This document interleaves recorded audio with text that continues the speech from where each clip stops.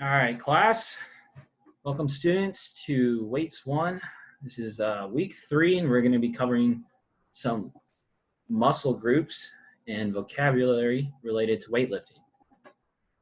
So that's what we got on the plan today. We're going to go through a short PowerPoint. We're going to watch a video. We're going to do a little bit of review, and that's our plan. I got a little work for you guys to do at the end that you're going to take home and work on. So let's just jump right into it. Let me get the screen pulled up here for the video. Let's see. All right. Here's your first video covering muscles. What are the major muscle groups of the body? Well, muscles can be grouped together in many different ways. In this video, we're going to put them into 13 different groups based on their locations in the body. My intent in this video is to give you a very basic overview of the major muscle groups so that when you build your own resistance training routine or choose exercises to perform, you have a general understanding of the major areas of the body you can plan those routines for. I'm not going to be covering exercises in this video, and I'm going to use the more common known names of the muscles whenever possible. Let's start with the deltoids, or delts, which are the shoulder muscles. The delts are used in all side body lifting motions, and they provide support when you carry things and help keep carried items away from the motion path of your thighs. The biceps are located here in the front of the upper arm. The biceps help control the motion of both the shoulder and elbow joints. At the elbow, the biceps are essential in lifting, and at the shoulder, they help with moving the arms sideways, forward, and upwards. The biceps are also involved in forearm rotation, such as when you use a screwdriver. The triceps are here, in the back of the upper arm. The triceps help stabilize the shoulder joint and also allow the elbow joint to be straightened. The triceps are involved in passing and shooting a basketball and help with finite movements, such as when you write or draw. The pectorals or pecs are the large chest muscles. The pecs are involved in many everyday movements, mainly at the shoulder joint. They provide support when you hold objects in front of your body, and they're activated when you reach across your body, for instance, to grab a seat belt or comb your hair on the opposite side. They're also activated when you reach behind yourself, for instance, reaching into your back pants pocket or to tuck in your shirt. Everybody's favorite muscles, the abdominals, are located here below the pecs. The abdominals assist in the breathing process and protect inner organs. They're also key in twisting motions, such as a golf swing or looking behind yourself. They also play a key part in bending over motions and in maintaining good posture. On the sides of the abdominals are the obliques. The obliques, like the abdominals, are important in twisting motions and bending motions as they help support the spine from the front. They are also key in keeping good posture. These two large muscles in the upper and middle of the back are the traps. The traps are used to tilt and turn the head and neck and shrug the shoulders. They also provide support when you lift items over your head. The large muscles below the traps are the lats. The lats are used when you pull something into your body, or for instance when you take something down from a shelf above your head, and they're heavily involved in many swimming movements. The erector spinae are located here, and they are actually deep muscles, so they're not visible in this illustration. They help to extend the spine and are key in posture. They're also important when bending forward and sideways. The glutes are your butt muscles, so they're obviously located here. The glutes are key muscles in the movement of your legs backward and sideways, and they also help you maintain balance as you walk or run. The hamstrings are here in the upper back part of your legs, and the hamstring's main function is to bend your knees and help propel your body forward in such activities as walking, running, and jumping. In the lower back part of your legs are the calves, and they are key muscles when you lift your heels up, such as when you walk, run, and go upstairs. They're also important for explosive moves such as sprinting or jumping. And finally, the quads are here, in the upper front part of the leg. The quads help the leg straighten, so they're a key muscle used when you go from sitting to standing. They're also involved in walking, jumping, squatting, and running. They help stabilize the knee joint during these movements, and they are also a key muscle used during hip rotation. And that would be the 13 major muscle groups in the... All right. Hope you guys are paying attention. I'm going to cover these again. Let's see who's paying attention here. All right. That looks good. What do you guys think about the muscles? Yeah? All right. So let's move on over to the PowerPoint.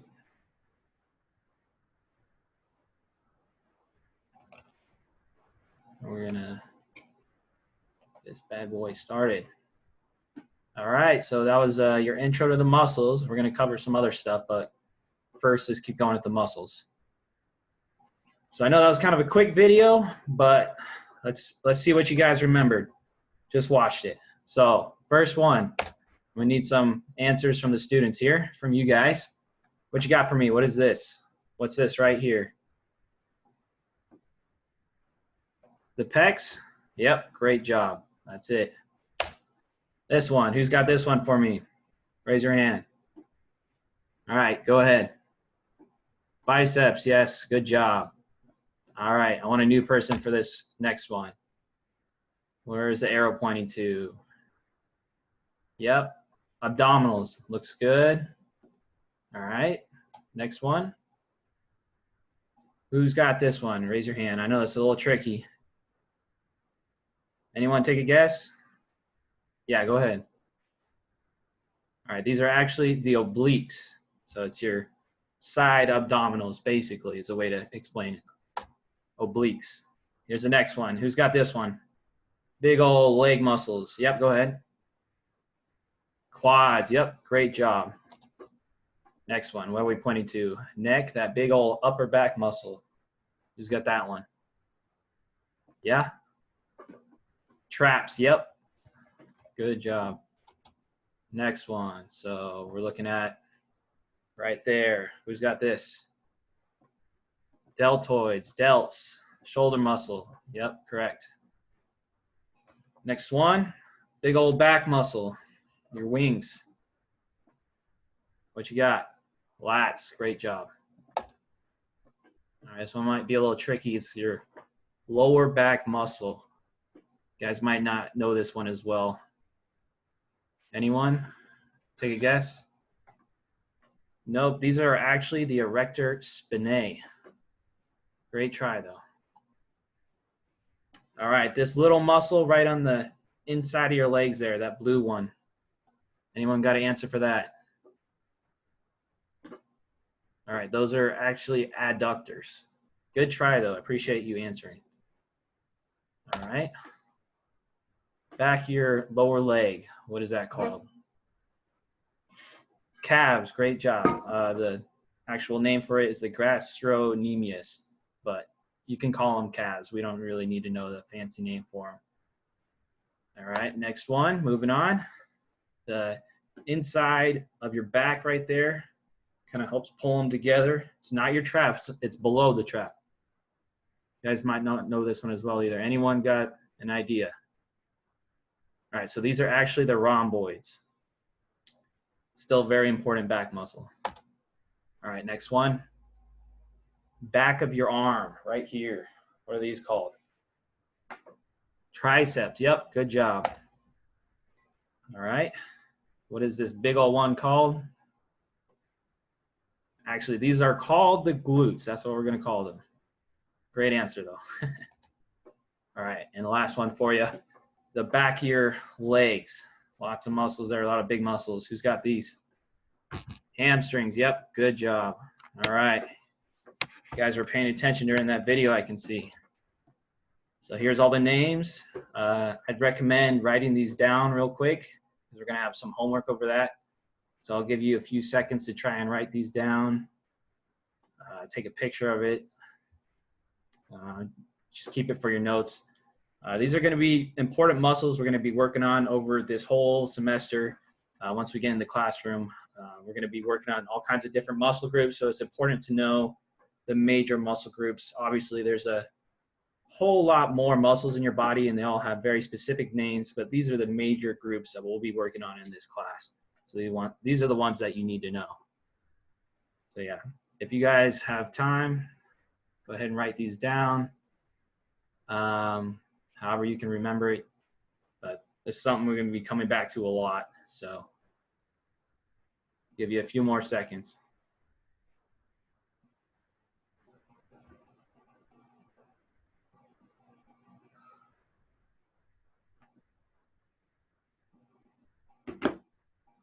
All right.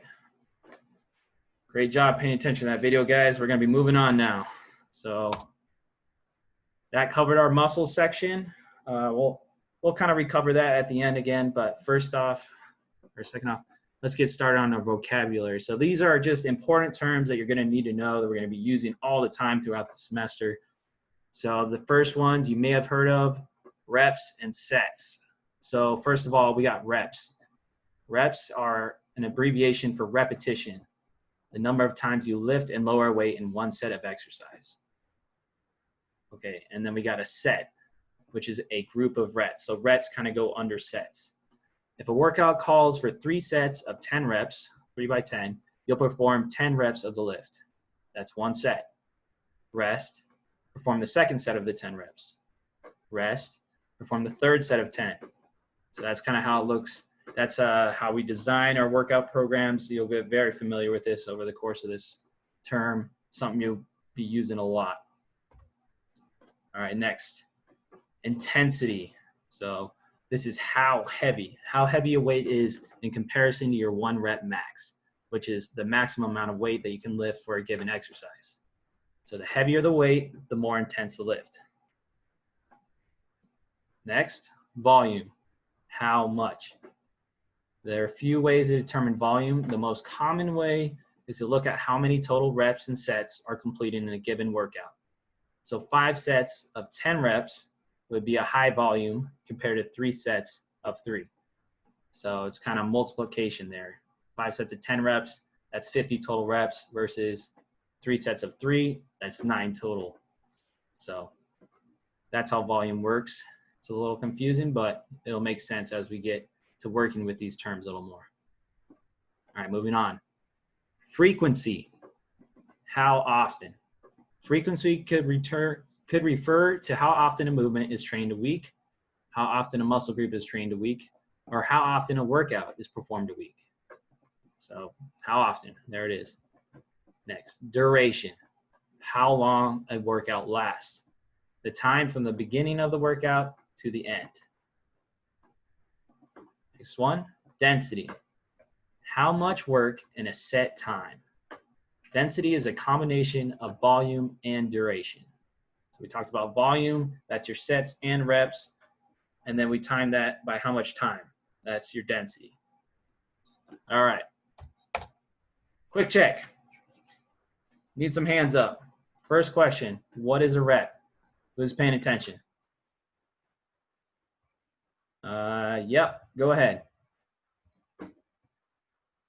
Yep, great job. That is a rep. All right. And what is intensity? Who's going to answer for me? Yeah, go ahead. Yep. Great answer. All right. Last question. What is duration? Yep. Go ahead. Yep. How much time it is. Great job. All right. Moving on. Next round of vocab. First one we got PR. PR stands for personal record, which is the most weight you've lifted on a particular lift. Pretty simple. Next one, 1RM. Abbreviation for 1 rep max, the maximum amount of weight that you can lift for a given exercise. So we'll be working with these a lot in class. We'll be using our 1RMs to set percentages for the weights we'll be doing every day. We're not going to be doing 1 rep maxes every day. So we're going to use, that's going to be our PR that will set the rest of our workouts off of that percentage.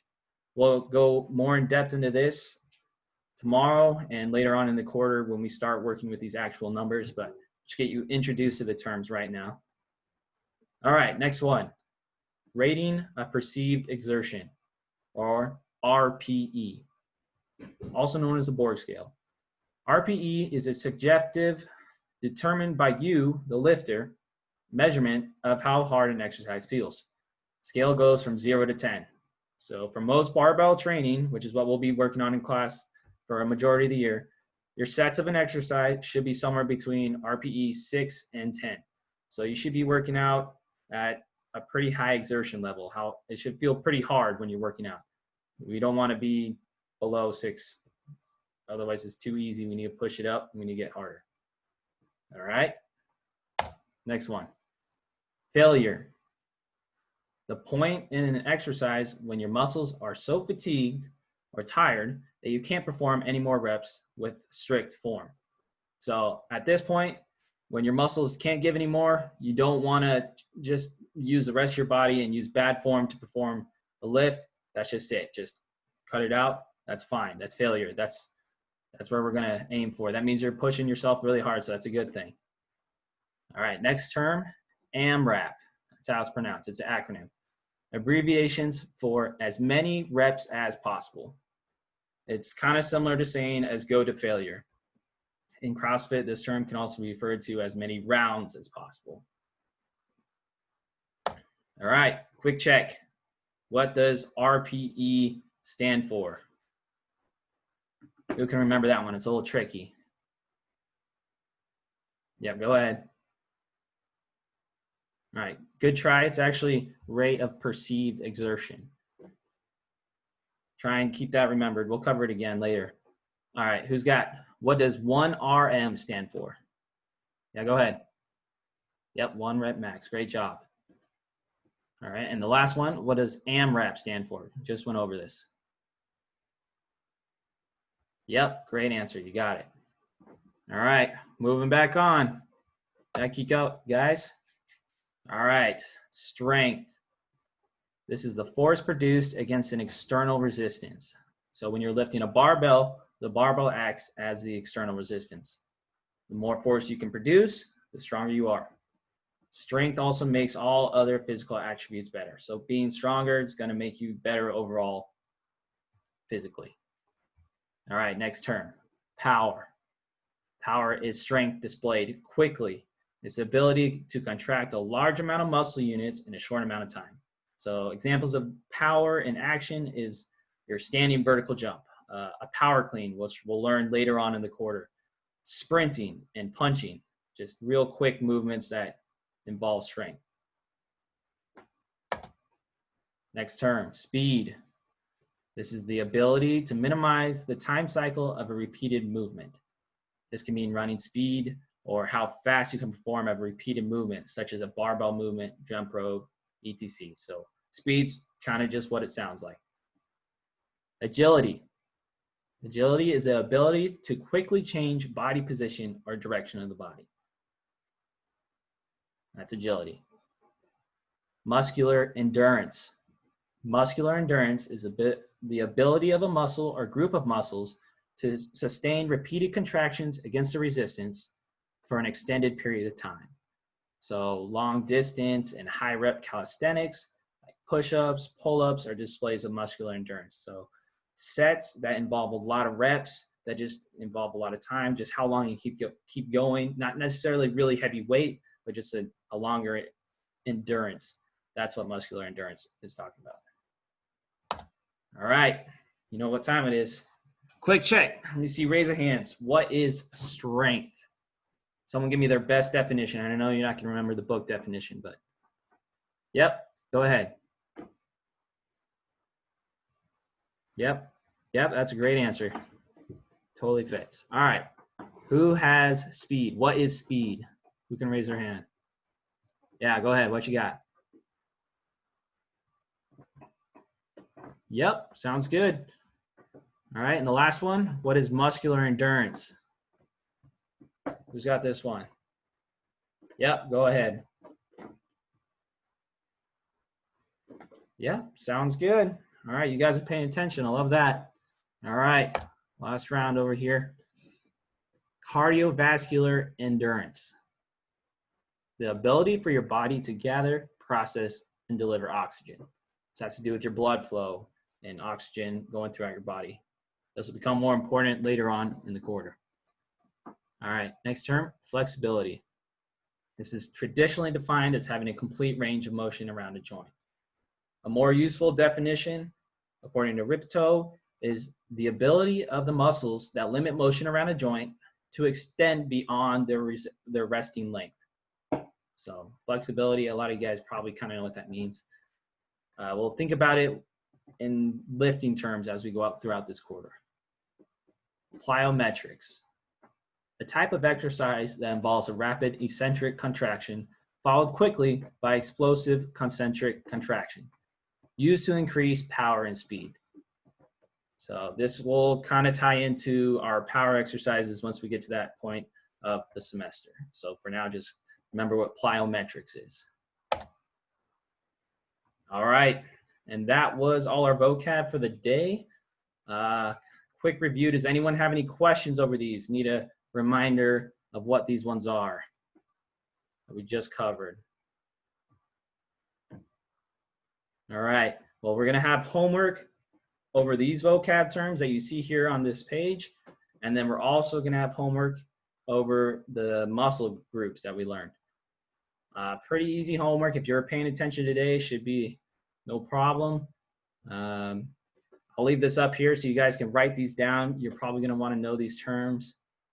We'll go over it again tomorrow. The homework's just for you guys to kind of start to know these, so because we're going to be using these a lot.